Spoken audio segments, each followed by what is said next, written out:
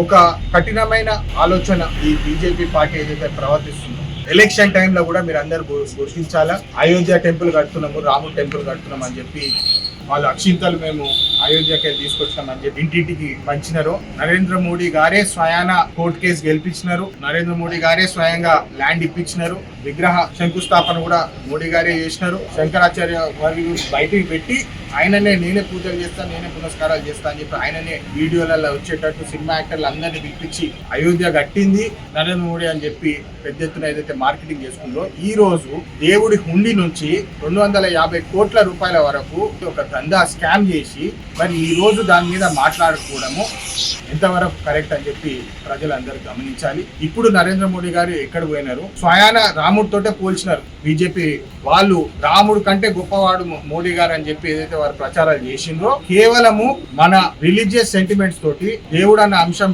జై శ్రీరామ్ అని చెప్పి జై శ్రీ మోడీ గారు ఇంత పెద్ద స్కామ్ ఎట్లా కానిచ్చిందని చెప్పి నేను వారికి సూటిగా సవాల్ చేస్తున్నాను.